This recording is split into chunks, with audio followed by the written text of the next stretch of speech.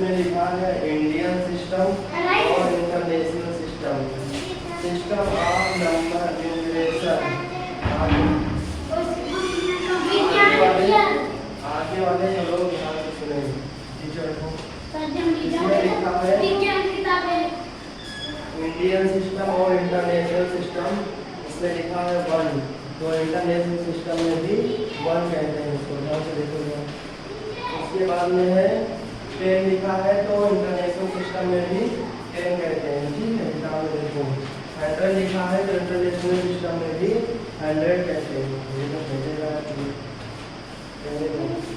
उसके बाद में है 1000 लिखा है, तो इंटरनेशनल सिस्टम में 1000 कहते हैं। 10,000 लिखा है, तो इंटरनेशनल सिस्टम में 10,000। 1,00,000 लिखा है, तो इंटरनेशनल सिस्टम में 100,000। 10 लाख लिखा है, तो इंटरनेशनल सिस्टम में 1 बिलियन। उसके बाद में 10 लाख लिखा है, तो इंटरनेशनल सिस्टम में 1 बिलियन। उसके बाद में 1 करोड़ लिखा है, तो इंटरनेशल सिस्टम में 10 मिलियन। उसके बाद में 10 करोड़ लिखा है, तो इंटरनेशनल सिस्टम में 100 मिलियन। उसके बाद में 1 अरब लिखा है, तो इंटरनेशनल सिस्टम में 1 बिलियन।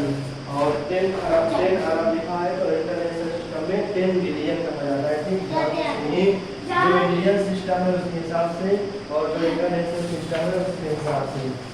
1 खराब है, तो इंटरनेशनल सिस्टम में 100 बिलियन है। उसी प्रकार से 10 खराब है, तो इंटरनेशनल सिस्टम में 1 बिलियन है। अरेबिक नंबर, रोमन नंबर और ऑर्डिनल नंबर, इन दोनों में जैसे 1 है, ये सब ऐसे लिखे जाते हैं 1 2 3 4 5 6 7 8 9 10 20 20 ये सब ऐसे लिखे जाते हैं। इसको आप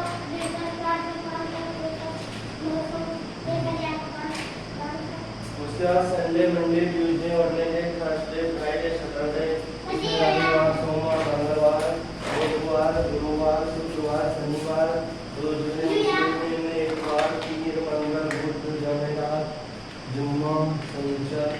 ठीक है, उसके बाद में नवंबर, जनवरी, फरवरी, मार्च, अप्रैल, मई, जून, जुलाई, अगस्त, सितंबर, अक्टूबर, नवंबर, दिसंबर। जनवरी को 6, फरवरी को 7, मार्च को जेठ, अप्रैल को आषाढ़, मई को सावन, जून को भाद्रपद, जुलाई को आश्विन, अगस्त को कार्तिक, सितंबर को माघ और अक्टूबर को पूष और नवंबर को माघ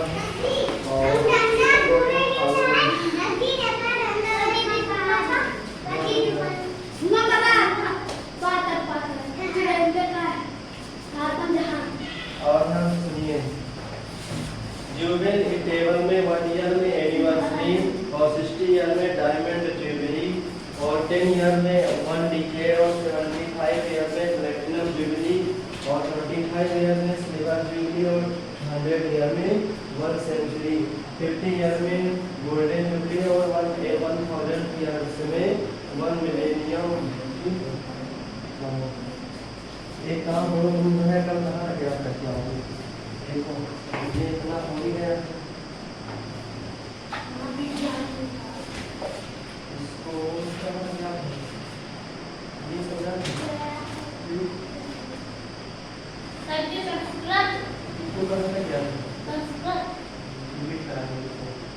कल जो किताब चलेगी खत्म हो गई, प्रेरणा चलेगी खत्म।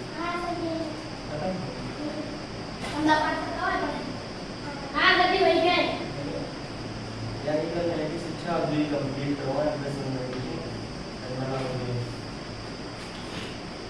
चलाओ और ये लोग क्या अभी ले हां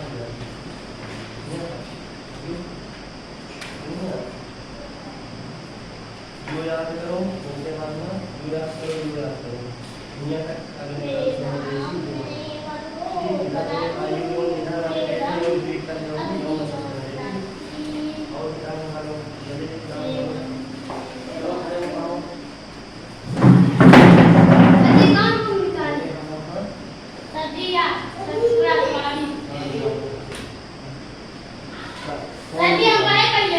हम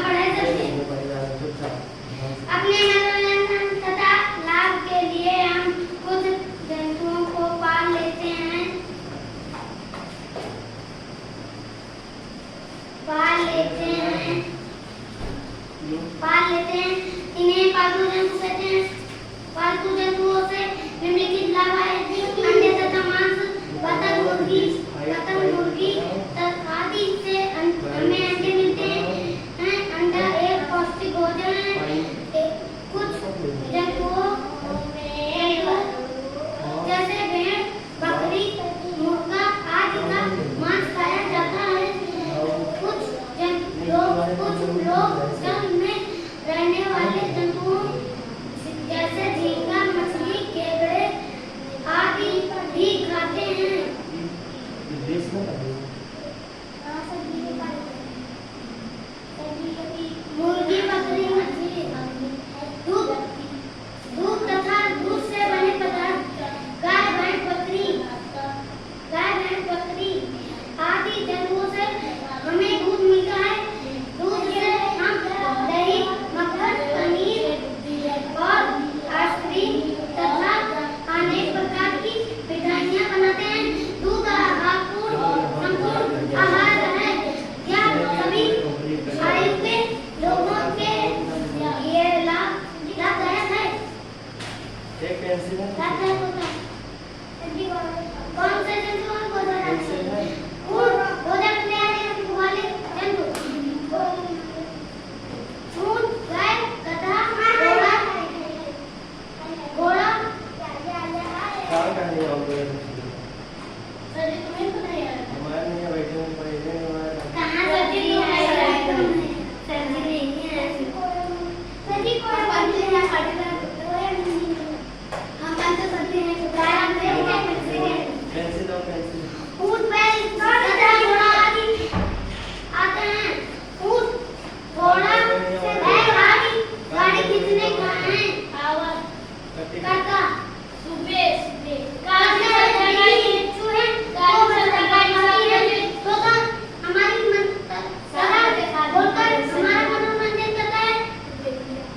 तो बिल्ली, तोता, कुत्ता, हाँ रेशम, ऊंट, गाय और मोर। रेशम के कीड़ों के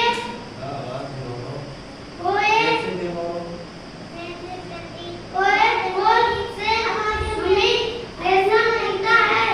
पेड़ के पालों से हमें ऊन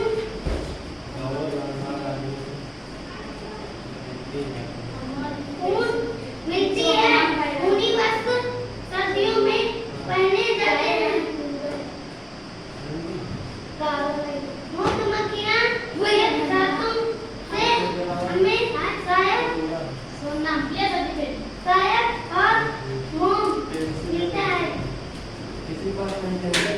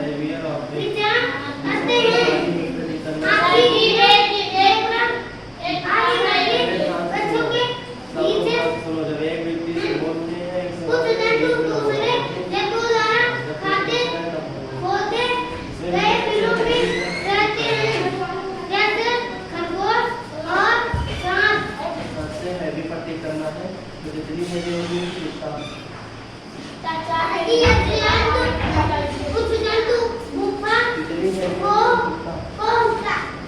आदि में रहते हैं, जैसे शेर, बाघ, भालू आदि। सबसे लंबी का जो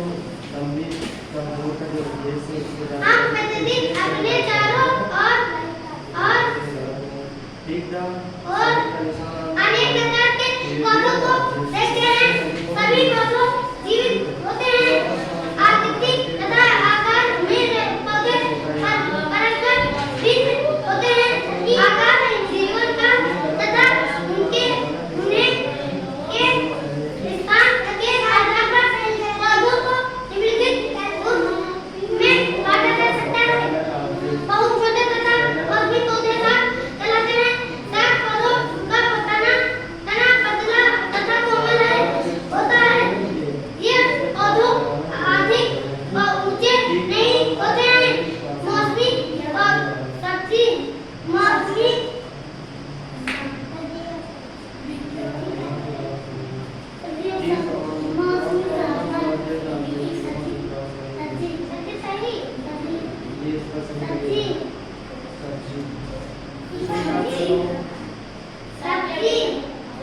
सब्जी तथा फूलों के पौधों शाक होते हैं।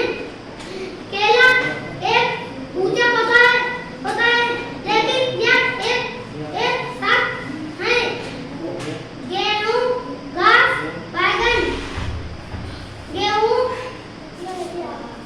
बैगन आदि शाक होते हैं। सब्जी भी है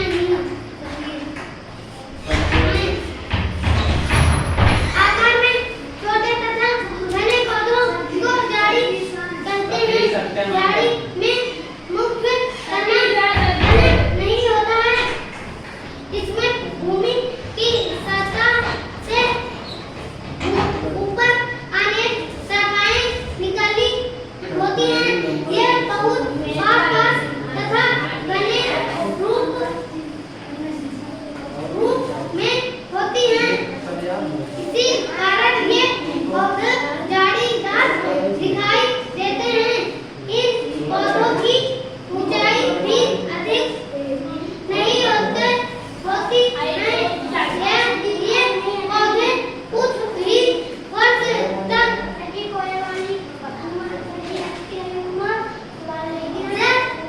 सभी पौधों का सब्जी जीवन का सब्जी में यो पढ़ाते सब्जी संस्कृत हम तीन बार पढ़ाएं। सब्जी एक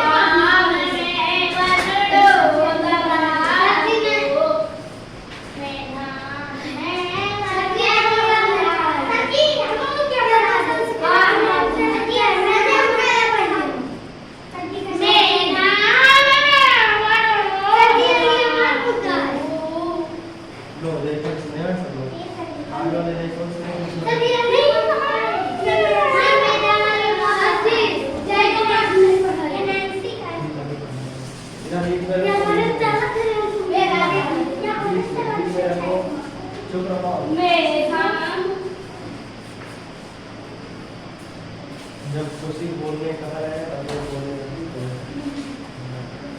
देखो इसमें लिखा है वंदनम। वंदनम मतलब वंदना करना, या जो इंग्लिश में लिखा है उसका मतलब है प्रार्थना करना। ठीक, जैसे इसमें लिखा है मेधाम में वरुणो ददातु मेधाम अग्नि प्रजापति मेधाम इंद्र चावायुषा मेधाम धाता ददातु मे।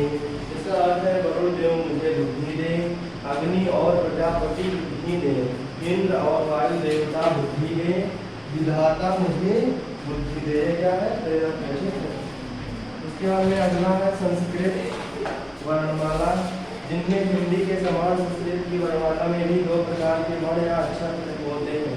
पहला है स्वर, दूसरा है व्यंजन। ठीक है, जैसे स्वर है तो सबसे पहले अश्वाह, आर से क्या हो जाएगा? अश्वाह। अश्वाह मतलब घोड़ा। और बारह से आम्रम, आम्रम और इष्टिका, इष्टिका ईक्षणम, ईक्षणम मीन्स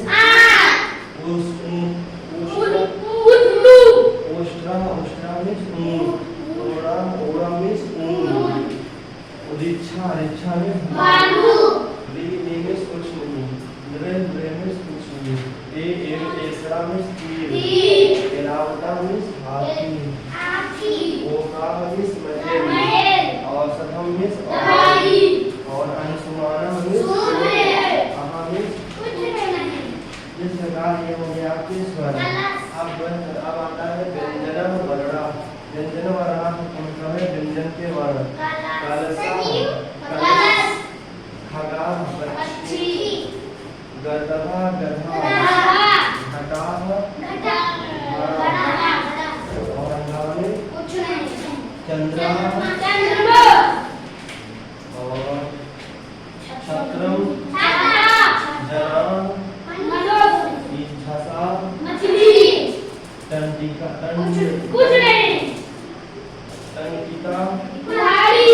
हकरा, हथेरा। डमरू, डमरू। धक्का, नगाड़ा। हवा, कुछ नहीं। तरु, पेड़। खंभा, खंभा। दलदुला, धनु, नयनम, परम, फलम, बका, भक्ता, मयूरा, यतीम, सन्यासी, रथा, ललना, वटा,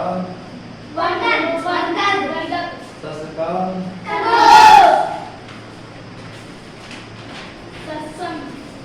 सकोड़म, सर्पा, फलम, क्षत्रिय, त्रिशूला, यक्ति, घोषा, श्रमिका। ये तो हो गया आपके व्यंजन, ये हो गए सारे व्यंजन। अब आता है कोर में या मात्रा ज्ञान, यानी मात्रा का ज्ञान। आप एक ऐसी मात्रा लगती है, बड़े आम की मात्रा देखो, फिर छोटी ई की मात्रा देखो, फिर बड़ी ई की मात्रा, फिर छोटा ओ की मात्रा, फिर बड़ा ओ की मात्रा, फिर री की मात्रा, फिर की मात्रा, ए की मात्रा, ओ की मात्रा, औ की मात्रा, अन की मात्रा और अहा की मात्रा कैसे प्रयोग किए थे देखा। इसमें कुछ विशेष दिया गया। शुद्ध व्यंजन के लिए नीचे लिखे, नीचे तिरछी रेखा खींची जाती है। शुद्ध व्यंजनों का उच्चारण स्वरों की सहायता के बिना नहीं हो सकता है। लिखते समय उनके साथ तिरछी रेखा हटाकर स्वर के मात्रा चिन्ह लगाए जाते हैं। आ का कोई मात्रा चिन्ह नहीं होता, परंतु व्यंजन के नीचे तिरछी रेखा हटा देने का अर्थ होता है उसमें आ स्वर मिला हुआ है। संस्कृत में अन और आहा की मात्रा नहीं होती, अन को अनुस्वार और आहा को विसर्ग कहा जाता है। ठीक है, ये भी याद रखना है। उसके बाद में ये तो पीछे बचता ही आपको अभ्यास के दौरान याद करना है। मात्राओं का प्रयोग देखो से बताया गया है।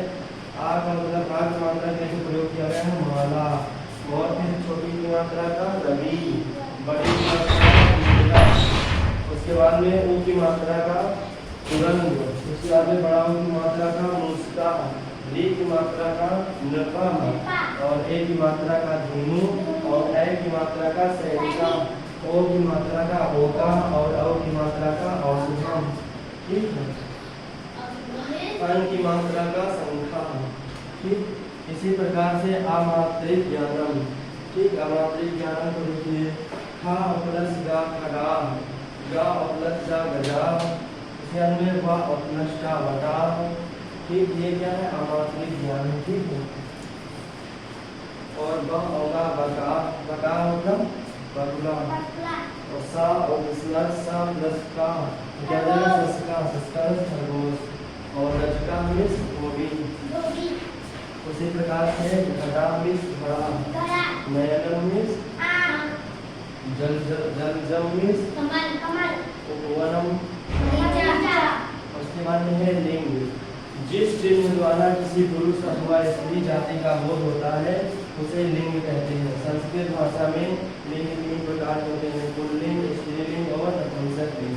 पुल्लिंग पुल्लिंग मैस्कुलिन जेंडर, वह शब्द जिनसे पुरुष जाति का बोध हो, जैसे बालका, लड़का, सुका, तोता, ये सब क्या है पुल्लिंग है। उसके बाद में आता है स्त्रीलिंग, वह शब्द जिनसे स्त्री जाति का बोध हो, जैसे बालिका, लड़की, अजा, बकरी, आदि। ठीक, उसी प्रकार से अगला तीसरा नंबर है नपुंसक लिंग। वह शब्द वह संज्ञा शब्द जिनसे पुरुष व स्त्री जाति से भिन्न जाति का अर्थात निर्जीव वस्तुओं का बोध हो, जैसे पुस्तकम से किताब, पुष्पम से फूल। ये सब क्या है? 3 प्रकार के लिंग हो गए, पुल्लिंग, स्त्रीलिंग और नपुंसक लिंग। उसके बाद में आता है 5-7वां नंबर वचन ज्ञानम। वचन किस प्रकार से होते हैं? वचन के द्वारा किसी व्यक्ति, वस्तु या वस्तु की संख्या का ज्ञान होता है। संस्कृत भाषा में वचन 3 प्रकार के होते हैं, एक वचनम, द्विवचनम, बहुवचनम।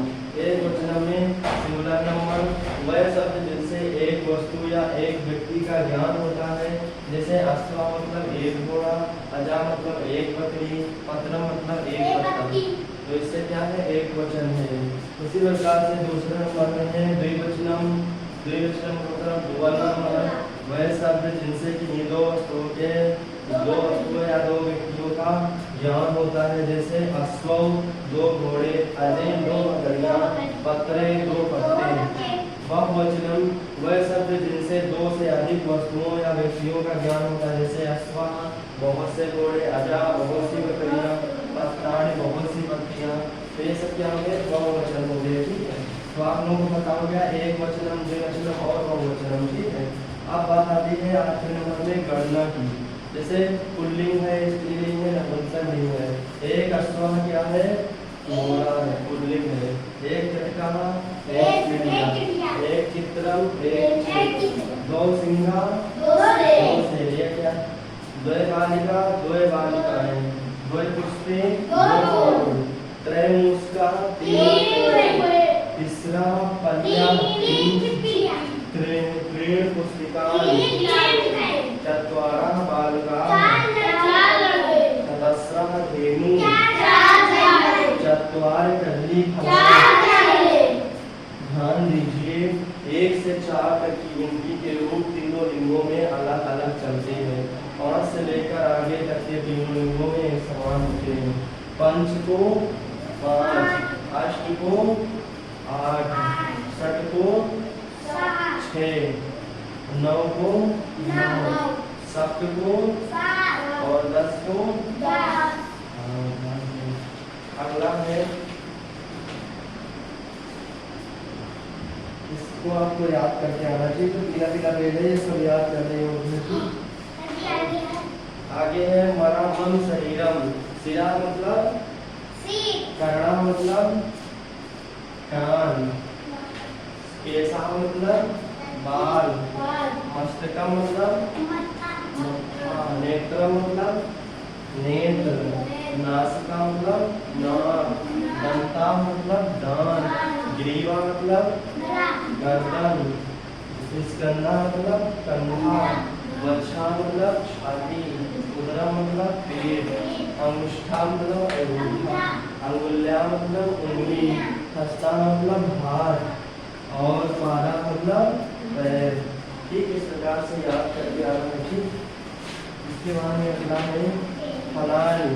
कदली फलन मतलब केला और नारिकेलम मतलब नारियल, नारंग मतलब नारंगी, जम्बू फलम मतलब जामुन, गाड़िया मतलब अनार और मोदका मतलब लड्डू, आम्रम मतलब आम, अमृत फलम मतलब नाशपाती, सेवम मतलब सेब, लीची का मतलब लीची। उसी प्रकार से ये पशुआ मीन्स पशु, पशुआ मीन्स क्या होता है? पशु। धेनु मतलब गाय, पशुका मतलब गजा मतलब मरजाई मतलब बिल्ली, वानरा मतलब बंदर, इच्छा मतलब सिंगा मतलब शेर, कुकुरा मतलब कुत्ता, वृषभा मतलब बैल, अश्व मतलब घोड़ा, मृगा मतलब हिरण, उष्ट्रा मतलब और अगला है जंतुआ। जंतुआ मतलब जंतु। कहाँ जाने वाला है? ध्यान से देखते करो। बंदूका मतलब मत्स्य मतलब मछली, कछुआ मतलब कछुआ, वार्ता मतलब बर्रे, सर्पा मतलब